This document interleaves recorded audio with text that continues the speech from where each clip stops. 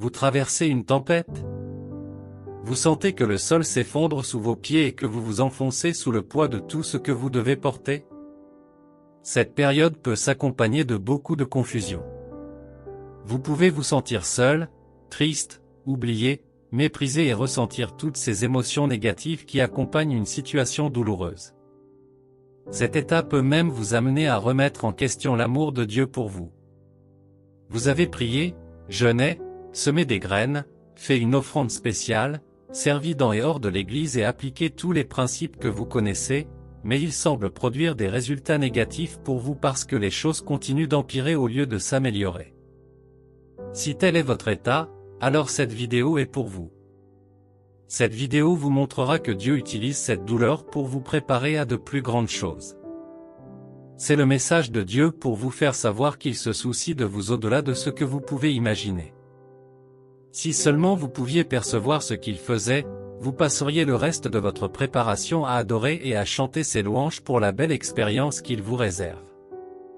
Mais avant cela, vous pouvez nous encourager à vous apporter davantage de la parole de Dieu en vous abonnant à la chaîne et en cliquant sur le bouton « J'aime ». Que Dieu vous bénisse en le faisant. Merci. Avez-vous vu de l'or, des diamants et d'autres pierres précieuses sous leur forme brute? Peut-être que oui, mais vous n'y avez pas prêté attention parce que vous ne pouviez pas vous permettre de vous salir les mains. Cela ne s'applique pas seulement aux pierres précieuses. Avez-vous vu des matières premières utilisées pour fabriquer la plupart des choses que vous chérissez aujourd'hui? Vous ne voudriez même pas les avoir autour de vous. La plupart d'entre elles sont laides et dégagent une odeur désagréable. Vous pouvez visiter une usine pour voir ces choses. C'est presque incroyable de comparer le produit fini avec la matière première. Vous serez stupéfait de voir que la plupart des choses que vous considérez comme des déchets sont utilisées pour fabriquer ces choses pour lesquelles vous payez cher. Votre vie est ainsi faite. Une matière première doit être entre les mains de la bonne personne pour qu'elle devienne ce qu'elle devrait être.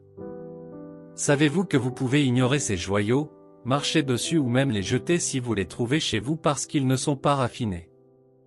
Ils ne sont pas encore utiles ou précieux. Vous avez le potentiel de faire de grandes choses, au-delà de ce que votre esprit peut imaginer.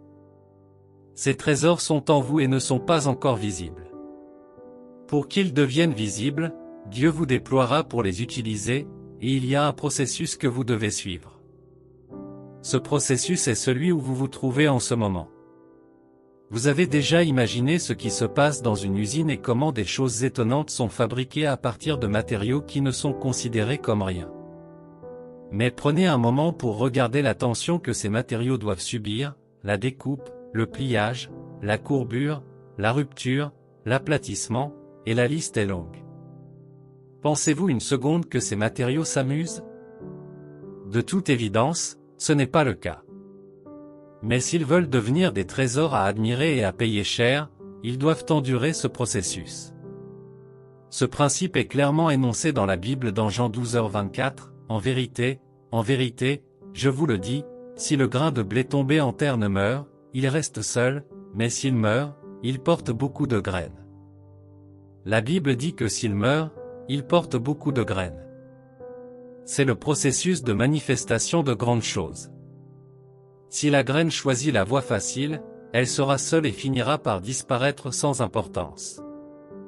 Mais lorsqu'elle se soumet au processus de multiplication, elle produit non seulement beaucoup de graines, mais demeure éternellement. Est-ce que cela signifie que le processus est facile? Non, ce n'est pas le cas. Vous pouvez témoigner de la douleur que vous devez endurer en ce moment. La honte d'être stigmatisé, le fardeau de l'échec, les contraintes financières et les conséquences sur votre santé sont tous accablants. Mais Dieu dit que vous devez endurer parce que c'est une saison de préparation pour vous préparer à de grandes choses. La Bible dit que ce que Dieu a préparé pour vous est énorme, au-delà de tout ce que votre esprit peut concevoir. Mais il ne vous les remettra pas simplement. Vous devez être prêt à les recevoir. C'est la période de préparation qui vous rendra prêt et capable de bien les gérer lorsque vous les recevrez. Lorsque la douleur disparaîtra et que vous entrerez dans votre lieu de repos, vous saurez comment préserver tout ce que vous avez. Pouvez-vous donner à vos enfants de la nourriture crue simplement parce qu'ils ont faim et vous harcèlent pour de la nourriture? Vous ne le feriez certainement pas. Vous savez que les conséquences de leur consommation de nourriture crue sont bien plus graves que la faim qu'ils pourraient avoir sur le moment. Dieu ne vous fait pas attendre parce qu'il vous déteste. En fait, c'est tout le contraire. Il fait tout parce qu'il vous aime. La Bible dit, « Lui qui n'a pas épargné son propre Fils, mais l'a livré pour nous tous, comment ne nous donnera-t-il pas aussi toutes choses avec lui ?» Maintenant, répondez à la question, Dieu qui peut vous donner son Fils unique, qu'est-ce qui, selon vous, est trop grand pour qu'il vous le donne ou trop impossible à faire pour vous? Est-ce le travail, le conjoint, l'enfant, la connexion ou la guérison qu'il ne peut pas vous donner? Loin de là. Il semble qu'ils prennent trop de temps parce que vous devez vous préparer. Cela peut être une période de souffrance, de douleur et de trahison pour vous. Vous vous demandez pourquoi vous devez traverser cela. C'est pour que Dieu vous enseigne le pardon. Quelqu'un en qui vous avez tant cru pourrait vous décevoir d'une manière qui vous fait mal. Dieu s'en sert pour vous apprendre à dépendre uniquement de lui.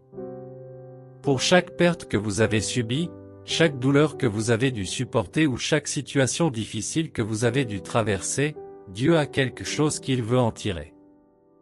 Et il y a toujours quelque chose de plus grand pour vous lorsque la période de préparation est terminée. Plutôt que de vous plaindre, de murmurer et de jouer la victime, vous devez commencer à prêter attention à ce que Dieu fait. Cela vous aidera à comprendre et à vous aligner afin de ne pas manquer la préparation.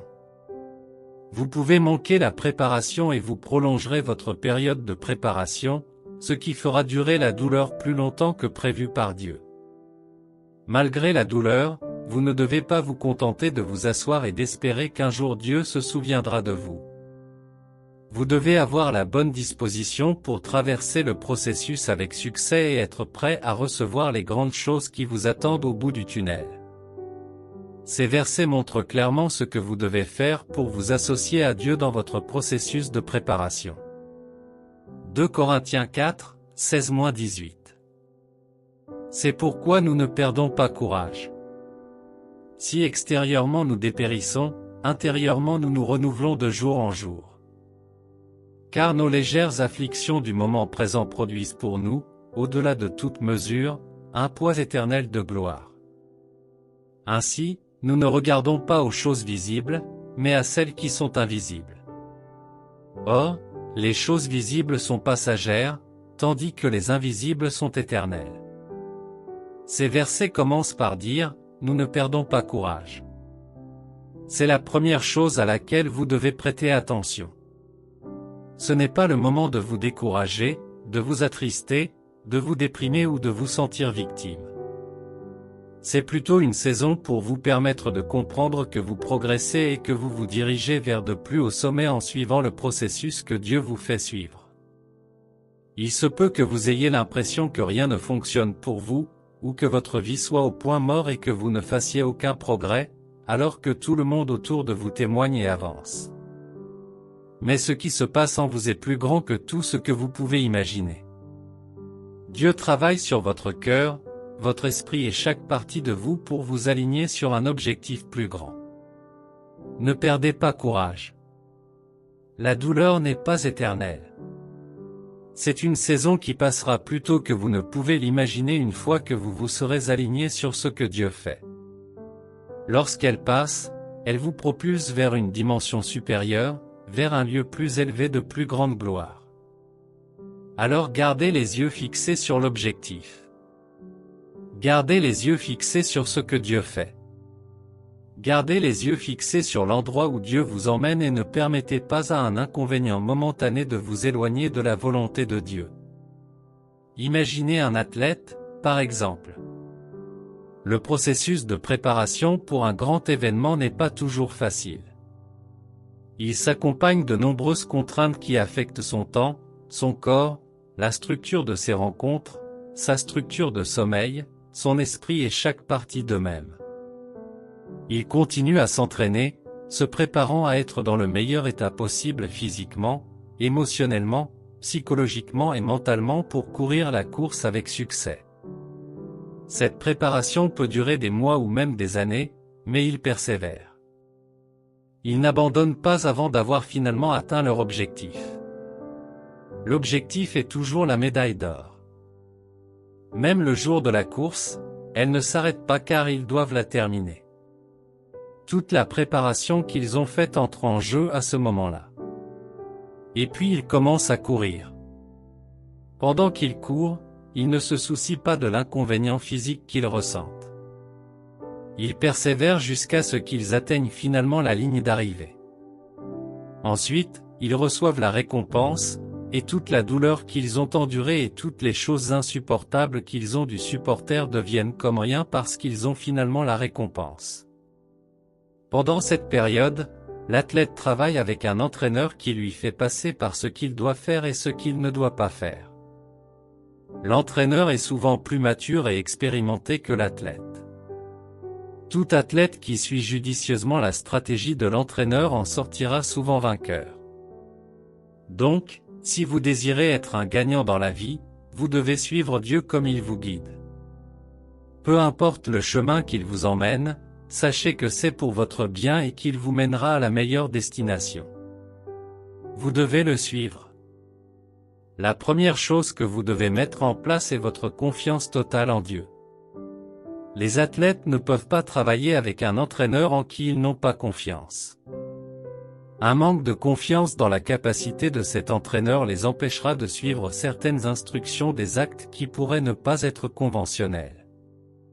Ils se disputeront et se plaindront, et finalement, l'entraîneur pourrait être frustré et les laisser faire les choses par eux-mêmes. Mais vous ne voulez pas que Dieu vous laisse vous débrouiller seul, car cela peut être une situation très dangereuse. Vous ne pouvez pas faire confiance à Dieu si vous n'avez pas une relation personnelle forte avec lui. Ce manque de confiance va rendre la saison beaucoup plus difficile pour vous. C'est pourquoi vous devez rechercher une relation personnelle avec Dieu. Cela va au-delà de votre présence à l'église, de la lecture de votre Bible ou même de vos prières. C'est plus profond que toutes ces activités. C'est une relation que vous partagez avec Dieu où vous vous identifiez à lui comme au Père attentionné qu'il est pour vous. Vous passez du temps avec lui et du temps avec sa parole pour comprendre son plan et son programme pour vous. Passer du temps avec Dieu vous donnera une perspective sur ce qui se passe. Beaucoup de gens pensent que passer du temps avec Dieu consiste à se plaindre et à dire à Dieu tout ce qui ne va pas. Non, ce n'est pas du tout le cas. Passer du temps avec Dieu dans ce contexte consiste davantage à rester en sa présence et à lui permettre de respirer en vous. Plus vous passez de temps en sa présence, plus vous comprenez ce qui se passe et ce qu'il veut que vous fassiez. Il y a toujours une mission dans votre souffrance, et il y a toujours une raison derrière la souffrance. Lorsque vous passez du temps avec Dieu, vous serez en mesure de comprendre cette raison, et vous serez en mesure de travailler avec ce que Dieu fait en cette saison. Le diable, votre adversaire, qui marche en cherchant qui dévorer, n'est pas du tout en repos. Il vous apportera toutes sortes de mensonges justes pour discréditer Dieu. Lorsque vous commencez à avoir l'impression que vous traversez la douleur parce que Dieu vous déteste ou à cause de la punition pour ce que vous avez fait, ou lorsque vous commencez à avoir des doutes et des craintes sur l'authenticité de la puissance de Dieu, vous savez avec certitude que c'est un signe que le diable est à l'œuvre pour essayer d'entraver ce que Dieu fait. L'agenda permanent du diable est toujours de modifier tout ce que Dieu fait. Il l'a fait dans le jardin d'Éden et a même essayé de le faire lorsque Jésus était sur terre. Il est de votre responsabilité de ne pas lui permettre de prévaloir sur votre esprit. Plutôt que de méditer sur les mensonges du diable, concentrez-vous sur les promesses de Dieu pour vous. La parole de Dieu est Dieu lui-même, et si vous ne parvenez pas à réaliser cette réalité, vous ne saurez peut-être pas vraiment qui est Dieu. À cause de cela, vous pourriez tomber dans le mensonge du diable. Lorsque vous vous asseyez dans la parole pour l'étudier et la méditer, la parole de Dieu ne vous transforme pas seulement, elle vous donne la compréhension. Cette compréhension de ce qui se passe et des promesses de Dieu pour vous vous fera savoir ce que Dieu fait. Elle apporte également de la lumière dans votre vie. Cette lumière est la présence de Dieu qui dissipe les ténèbres et vous permet de vous réjouir même dans la douleur. La Bible dit que la parole de Dieu habite en vous abondamment. Lorsque la parole de Dieu habite en vous, vous pourrez vous réjouir même dans la douleur. Cette joie est l'une des choses qui vous aide à obtenir les plus grandes choses pour lesquelles Dieu vous prépare. Ceux qui sèment dans les larmes récolteront dans la joie. Les pleurs peuvent durer une nuit, mais la joie vient au matin. Ce que vous devez faire en cette saison, c'est vous réjouir. La situation actuelle autour de vous peut vous faire passer pour une personne peu sérieuse lorsque vous vous réjouissez, mais vous comprenez la raison de votre joie. La joie vous aide à obtenir les récompenses de toutes les graines que vous avez semées pendant les périodes de douleur et de difficulté. Un cœur joyeux sera sûrement celui de la gratitude. Ne regardez pas ou ne vous concentrez pas sur les choses qui ne fonctionnent pas, gardez à l'esprit toutes les bénédictions que vous avez déjà reçues de Dieu et continuez à le remercier pour elles. Cette saison est un moment où Dieu travaille sur vous, vous ne devriez donc pas être surpris lorsqu'il vous donne des instructions inhabituelles. Pendant que vous souffrez de la trahison, Dieu pourrait vous demander de commencer à prier pour la personne qui vous a blessé. Pendant que vous luttez contre vos dettes, Dieu pourrait vous demander de donner à une autre personne qui pourrait même sembler plus stable financièrement que vous. Tout cela a pour but de vous apprendre certaines choses. Votre obéissance déterminera si vous obtiendrez les plus grandes choses que Dieu prépare pour vous. La question est de savoir si vous lui obéirez, peu importe à quel point l'instruction est gênante. Lorsque vous faites confiance à Dieu, lui obéir devient facile parce que vous savez qu'il veille sur vous et ne laissera rien vous faire de mal. La prière est un moyen puissant de construire votre relation avec Dieu, d'aligner votre cœur sur ce qu'il fait et de recevoir du réconfort pour supporter la douleur. Elle vous propulse également vers le niveau supérieur auquel Dieu vous prépare. Prions. Père gracieux, je sais que ta pensée envers moi est une pensée de paix et non de mal, pour me donner une fin attendue. Je sais que tout ce que je dois traverser dans la vie est à cause de ton amour pour moi. C'est parce que tu veilles sur moi et que tu veux que je sois dans la meilleure position pour recevoir le meilleur de toi. Je prie pour que tu m'aides à te faire davantage confiance, à ne pas vaciller pendant la tempête et à ne pas croire que tu ne te soucies pas de moi ou que tu m'as abandonné. En ce moment, je prie pour que tu m'aides à apprendre toutes les leçons que j'ai besoin de savoir pendant cette période de douleur. Aide-moi à m'aligner sur ce que tu fais afin que je puisse poursuivre ton chemin. Je prie pour que la grâce soit forte, courageuse et résiliente. Aide-moi à ne pas regarder les choses qui m'entourent, mais à garder mon attention sur toi et sur ce que tu fais. Aide-moi à savoir que les choses que je peux voir sont temporelles, mais ce que tu prépares pour moi, que je ne peux pas voir maintenant, est éternel. Aide-moi à méditer sur ta parole jour et nuit, à passer mon temps à chercher à te connaître davantage et à concentrer mon énergie sur la construction d'une relation avec toi plutôt que de m'inquiéter et de me plaindre. Seigneur, tu as promis dans ta parole que lorsqu'une graine tombe et meurt, elle produit plus de graines. Père, alors que je me suis abandonné pour passer par ce processus que tu me fais traverser, aide-moi à produire les bonnes graines.